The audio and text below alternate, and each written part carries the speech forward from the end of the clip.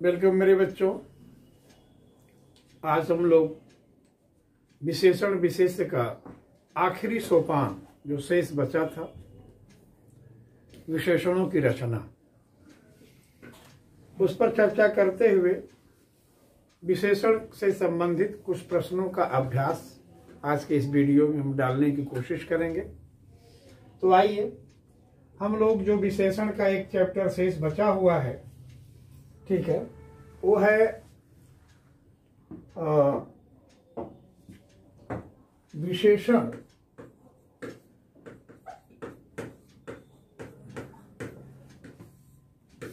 की रचना। मेरे बच्चों अगर देखोगे तो जो विशेषण है वो दो रूप में हमको दिखाई पड़ता है, ठीक है। पहला जो है मौलिक विशेषण हम कह सकते हैं उसे, मौलिक विशेषण,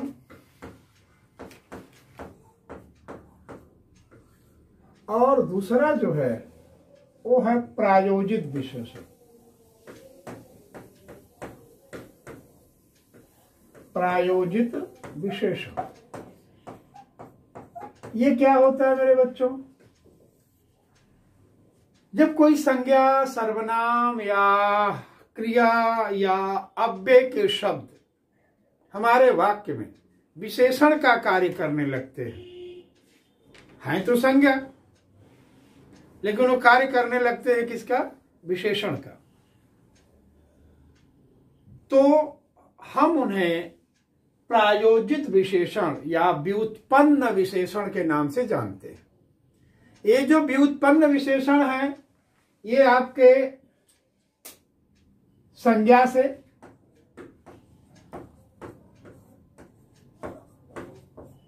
सर्वनाम से,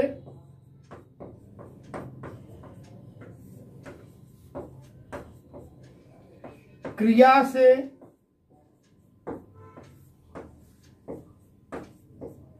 अव्यय से,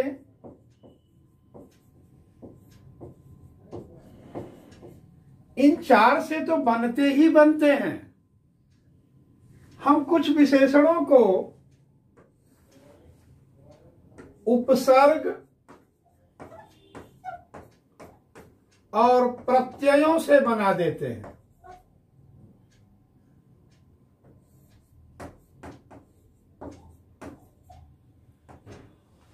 अब यहां पर ध्यान देने का विषय यह है मेरे बच्चों कि मौलिक विशेषण तो अपने मूल रूप से विशेषण होता ही है, जैसे अच्छा, बुरा, छोटा, बड़ा, भारी, हल्का, गोरा, चिट्टा, काला, पीला, ये जो है ये मौलिक विशेषण के कोट में आते हैं।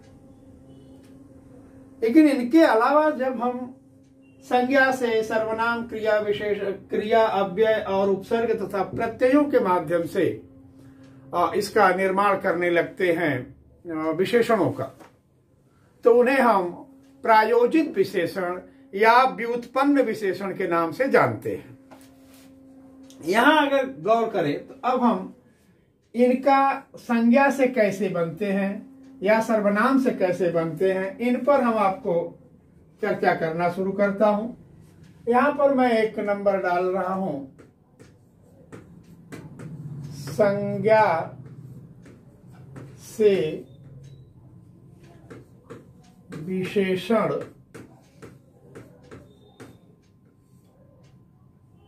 का निर्माण।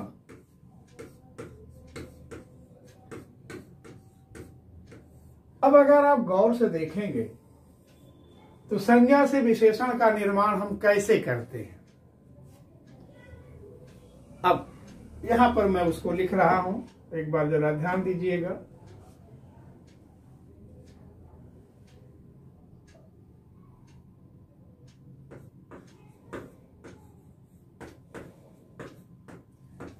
बिहारी लोग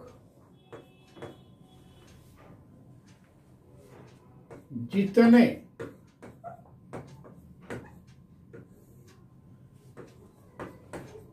परिश्रमी होते हैं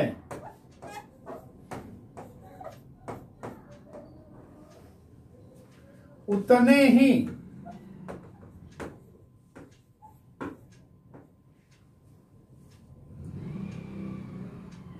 बुद्धिमान भी होते हैं।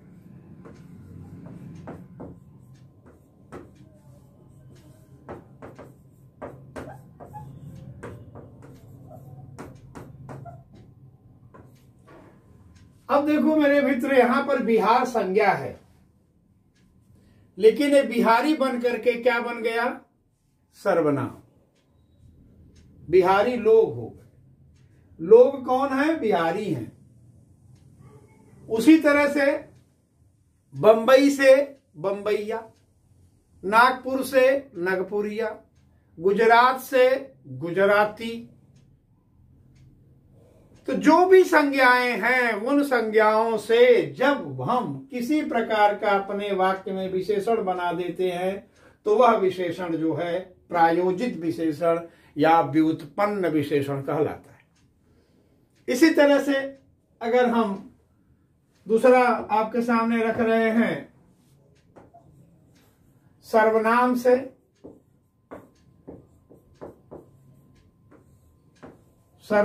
से विशेषण बनना,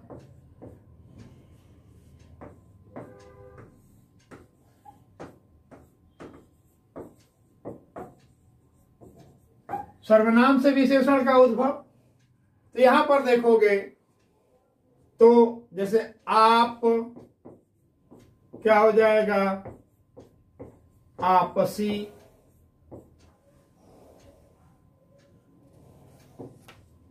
तुम, तुमसा या तेरे सा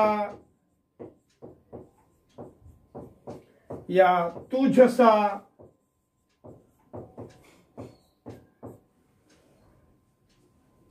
मैं, यहां पर हमने आप और तुम हो गया, यहां लिख दिया मैं,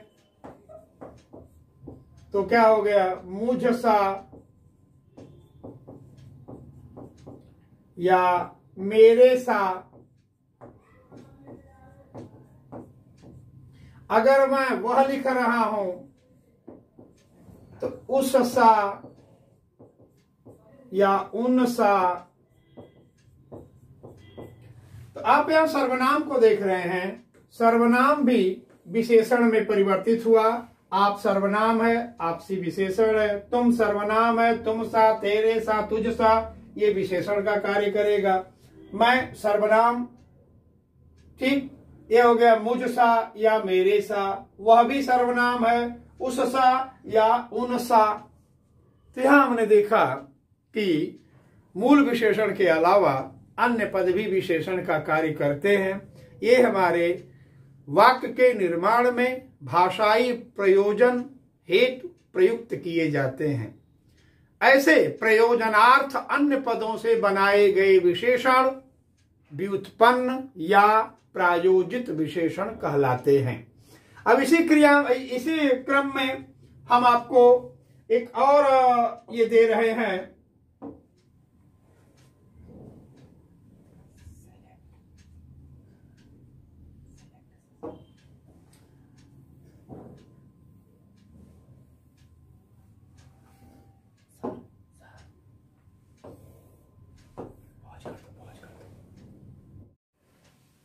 तो मेरे बच्चों इन्हीं की तरह क्रिया से भी आप विशेषण बना सकते हैं।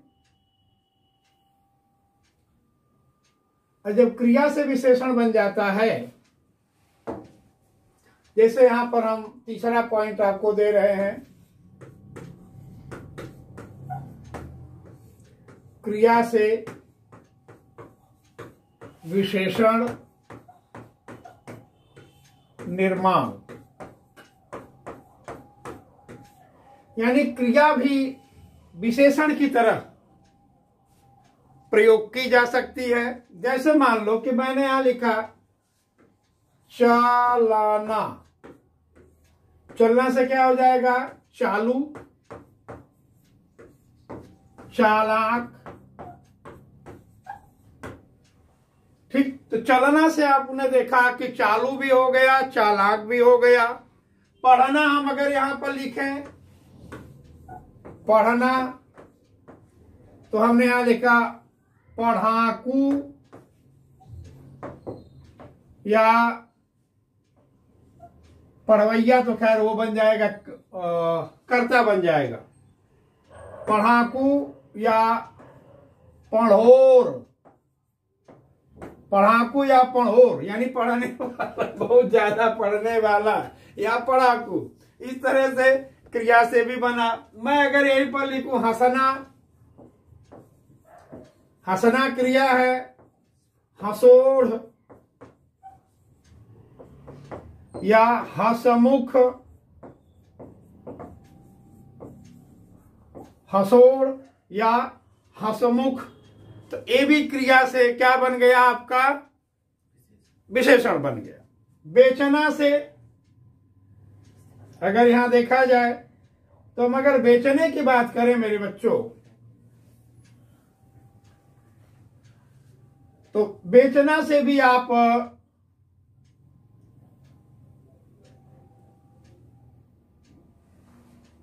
विशेषण बना सकते हैं। जैसे मैंने यहां लिखा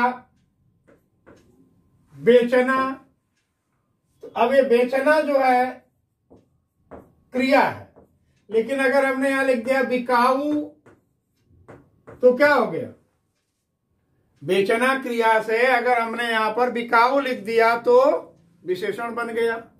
देखना, अब यहां पर हमने लिख दिया दिखावा, तो क्या बन गया? विशेषण की स्थिति बन गया। तो कहने का तात्पर्य कि संज्ञा से, सर्वनाम से, क्रिया से आपने देखा कि हमने विशेषण का निर्माण किया। अब इसी तरह से कुछ अव्यय भी होते हैं जिनसे हम विशेषण का निर्माण करते हैं। यह अव्यय, अव्यय में हमने लिखा यहां बाहर, क्या हो जाएगा? बाहरी, ठीक। ऊपर, ऊपरी। भीतर, भीतरी, सॉरी, भीतर, भीतरी आदि। तो हम आपके सामने जो चीजें ले आए हैं मेरे बच्चों, कि क्रिया और संज्ञा, सर्वनाम, अव्यय, ये सारी चीज, सारे पद जब वाक्य के प्रयोजन में विशेषण का कार्य करने लगे तो वे अपने मूल पद से हट करके विशेषण कहलाएंगे। जैसे मैंने कहा कि भारत में बांग्लादेशी, तो अब बांग्लादेश संज्ञा है, अब बांग्लादेशी लोगों का घुसपैठ हो रहा है। तो अब यहां जो बांग्लादेशी है, अभिषेक क्या कहलाएगा? ये बांग्लादेशी विशेषण बन जाएगा, ठीक। अगर हमने कहा कि भारत में बाहर क्या है? अव्यय है।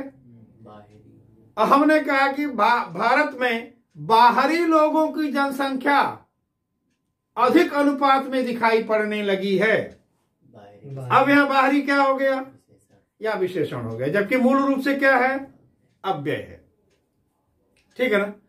तो व्युत्पन्न विशेषण जब संज्ञा, सर्वनाम और क्रिया तथा अव्यय से बनने लगते हैं तो उन्हें हम व्युत्पन्न विशेषण के नाम से जानते हैं।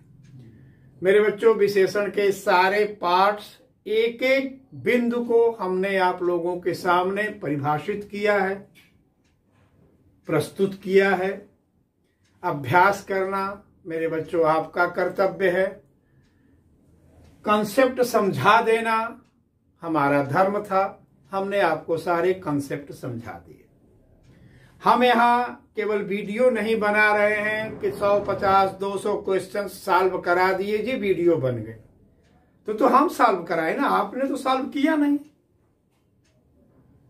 पर मैं चाहता हूं कि आपके पास वो मेथड हो जाए जिससे आप स्वयं क्वेश्चन को सॉल्व कर सके।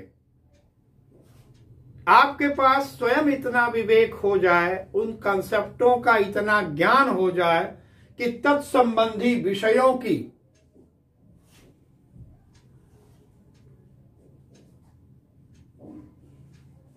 परीक्षण, तत्संबंधी विषय का परीक्षण करने की स्वयं की क्षमता आपकी हो। हम आपको बैसाखी नहीं देना चाहते हैं, हम आपके कदमों में इतनी शक्ति भर देना चाहते हैं कि आप बिना बैसाखी के ही अपनी मंजिल तक पहुंच सके। ठीक मेरे बच्चों, तो कंसेप्ट के आधार पर हमने आपको विशेषण विशेष के टोटल पॉइंट्स क्लियर कर दिए। अब एक एक वीडियो में आप देखिएगा तो एक एक कंसेप्ट को मैं क्लियर करते हुए गया हूं, आप उनको करते हुए अब आगे चलते हैं कि कुछ अभ्यास भी आपके सामने मैं रखना चाहता हूं। जैसे अभ्यास के लिए हमारे पास किसी बच्चे का भेजा हुआ ये एक पेज है, आपके सामने मैं इसको प्रस्तुत कर रहा हूं और आपको मैं सवाल की स्थिति बना रहा हूं। आप देखेंगे पहला ही यहां पर प्रश्न है कि विशेषण के मुख्य कितने भेद हैं। ठीक मेरे बच्चों, तो यहां पर देखिए विशेषण के कुल कितने भेद हैं, उस भेद में 4 पर आप टिक लगा सकते हैं। ठीक है मेरे बच्चे, आप 4 पर ये टिक लगा सकते हैं। और वो 4 कौन कौन से हैं आपके सामने उपस्थित है। सार्वनामिक, गुणवाचक, संख्यावाचक और परिमाणवाचक, ये चारों आपके सामने उपस्थित है। सार्वनामिक को भी हमने क्लियर कर दिया है आपके सामने कि सर्वनाम के 2 पोजीशन होते हैं। आपको बताया हूं कि यदि सर्वनाम संज्ञा का स्थानापन्न है तो सर्वनाम ही रहेगा, यदि सर्वनाम संज्ञा के साथ है तो सार्वनामिक होगा। इस पर हम आपको समझा चुके हैं, बता चुके हैं मेरे बच्चों।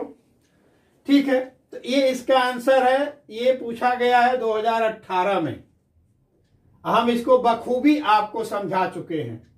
सार्वनामिक विशेषण, गुणवाचक, संख्यावाचक, परिमाणवाचक, 4 के चारों को। अब यहां पर दूसरा हम आपके सामने प्रश्न पर चर्चा करना चाहते हैं। बैताल पचीसी किस विशेषण का उदाहरण है। अपूर्ण संख्यावाचक, क्रमवाचक, पूर्ण संख्यावाचक या समुदायवाचक। अब सवाल आता है यार कि हम कैसे जाने कि ये अपूर्ण संख्या है, ये पूर्ण संख्या है। इस पर हमने चर्चा किया है। यहाँ क्रमवाचक है, यहाँ समुदायवाचक है कि गणनावाचक है। ठीक है, तो गणनावाचक है कि समुदायवाचक है, इसका हमें ज्ञान कैसे हो। तो इसका ज्ञान करने के लिए मेरे बच्चों आप यहां पर देख लीजिए क्या है। 25, 50 अगर होता तो गणना में होता, 50 होता तो अपूर्ण की स्थिति बना देता ये, क्योंकि संख्या का निश्चित संख्या में आप जो ही ये लगाएंगे बहुवचन, वह निश्चित संख्या और निश्चित संख्या में परिवर्तित हो जाएगा।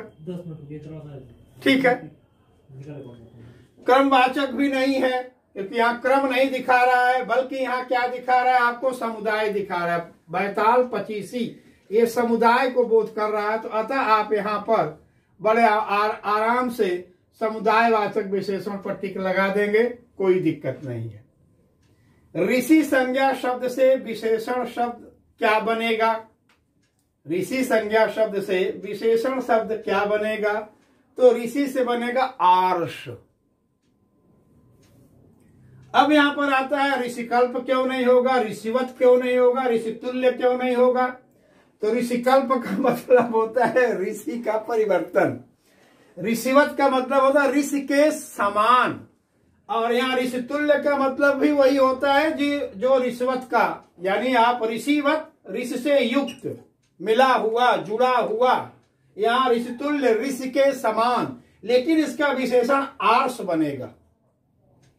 ठीक इसी तरह से अगर आगे बढ़ते हैं, व्याकरण के दृष्टि से कौन सा शब्द विशेषण नहीं है, अब यहां पर आप देख लीजिए, भयभीत, भीरु, निर्भीक और भय। आपको यहां पर व्याकरण भी दे रहा है कि व्याकरण की दृष्टि से भयभीत, निर्भीक और भीरु शब्द विशेषण है, जबकि भय शब्द विशेषण नहीं अपितु विशेष्य है। सामने है आपका, इसमें विशेषण नहीं है। तो विशेषण कौन नहीं है? तो इसमें विशेषण आपका ये डी नहीं है। अब ये डी क्यों नहीं है, इस पर हम चर्चा करें। क्योंकि ये भाववाचक संज्ञा है। क्या है ये? भाववाचक संज्ञा। बाकी भयभीत, ये देखिए व्युत्पन्न विशेषण है, ठीक है ना, इत प्रत्यय लगा है। निर्भीक, निर उपसर्ग लगा है। तो ये भयभीत भी और निर्भीक भी, अभी जो हम चैप्टर आपको पढ़ाए हैं उस चैप्टर में व्युत्पन्न विशेषण या प्रायोजित विशेषण की चर्चा किए थे। तो ये दोनों ही प्रायोजित विशेषण हैं। भीरु भी आपका एक विशेषण बनेगा, लेकिन भय जो है ये भाववाचक संज्ञा होने के कारण हम इसे विशेषण के कोटि में नहीं रख सकते। अब आगे चलते हैं मेरे बच्चों। आगे की अगर चर्चा करें, आगे है, तुम कहां पढ़ते हो में किस कोटि का विशेषण प्रयुक्त हुआ है? गुणवाचक, संख्यावाचक, प्रश्नवाचक या संकेतवाचक? तो सिंपल सी बात है कि इसको आप प्रश्नवाचक बना सकते हो। कहां पढ़ते हो? प्रश्नवाचक की स्थिति बना रहा है। ये इन्होंने आंसर भी दे दिया। लेकिन अब सवाल आता है यार कि तुम कहां पढ़ते हो, ये प्रश्नवाचक की स्थिति क्यों बना रहा है भाई? तुम कहां पढ़ते हो में प्रश्नवाचक विशेषण प्रयुक्त हुआ है, न कि गुणवाचक, संख्यावाचक या संकेतवाचक विशेषण। अब सवाल आता है यार कि ये प्रश्नवाचक विशेषण बना कैसे? ये तो सीधे सीधे प्रश्न है, ये तो सीधे सीधे प्रश्न है, तो ये विशेषण में कैसे आ गया? अब उसके लिए क्या करना पड़ेगा? अब यहां पर ध्यान दीजिए कि ये कहां सर्वनाम है कि क्या है? ध्यान से देखो, कहां जो है ये किस कोटि का शब्द है? संज्ञा कोटि का शब्द है, सर्वनाम कोटि का शब्द है? अभिषेक तुम बताओ। संज्ञा का तो हो ही नहीं सकता क्योंकि नाम नहीं ये है। सर्वनाम कोटि का शब्द, सर्वनाम कोटि का है, ठीक है ना? क्योंकि अगर सर्वनाम के भेद पढ़ेंगे तो उसमें प्रश्नवाचक सर्वनाम की भी स्थिति बढ़ेगी। क्यों, कहां, कैसे, क्या, ये भी सर्वनाम है। तो अब इस ऐसी स्थिति में यहां किसका काम कर रहा है? वो सर्वनाम का तो काम कर नहीं रहा है। अतः उस स्थान के बोध की भी स्थिति नहीं आ रहा है कि तुम कहां पढ़ते हो। तो अब यहां कहां को अगर देखा जाए तो कहां अपने आप में एक विशेषण का रूप बनेगा, सर्वनामिक स्थिति वो लेकर के आएगा। अतः हम इसको विशेषण की ही कोट में रखेंगे। लोभी किस विधि से निर्मित विशेषण है, ये बताइए। अभी मैंने उसी पर चर्चा आप लोगों के सामने किया है। लोभी यहां पूछ रहा है कि लोभी किस विधि से निर्मित विशेषण है? संज्ञा विधि से, क्रिया विधि से, सर्वनाम विधि से, प्रत्यय विधि से। अब देखना है कि जो लोभी है ये है क्या? तो लोभी है भाववाचक संज्ञा। मूल क्या है? लोभ। लोभ में ई प्रत्यय लग गया, ठीक? लोभ में ई प्रत्यय लग गया, तो ई प्रत्यय लगते ही ये प्रायोजित भी हो गया, यानी अपने विशेषण के प्रयोजनार्थ संज्ञा से प्रत्यय द्वारा विशेषण बनाया गया। अपने भाषाई व्यापार के प्रयोजनार्थ संज्ञा से प्रत्यय लगाकर हम लोभ से लोभी विशेषण बना दिए। ठीक है, तो अब यहां पर एक क्लियर हो गया। तुम कौन सा युग्म इसमें कौन सा युग्म विशेषण नहीं है, ये बताइए। इनमें कौन सा युग्म विशेषण नहीं है? ठीक है, छोटा बड़ा, 2 3, हरा पीला, राम लक्ष्मण।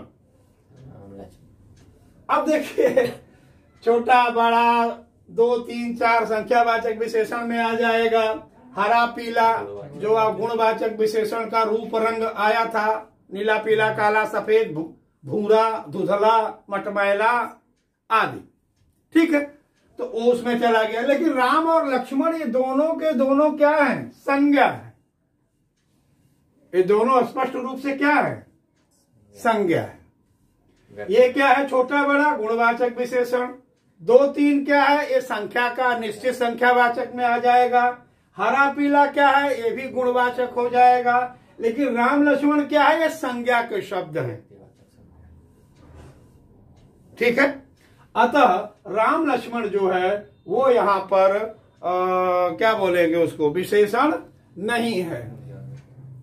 ठीक मेरे बच्चों, इस तरह से आज की क्लास हम यहां पर समाप्त करते हैं। नेक्स्ट क्लास को हम लोग अब जो यहां पर उस बच्चे के द्वारा प्रेषित मटेरियल है, इन मटेरियलों पर हम लोग चर्चा करेंगे।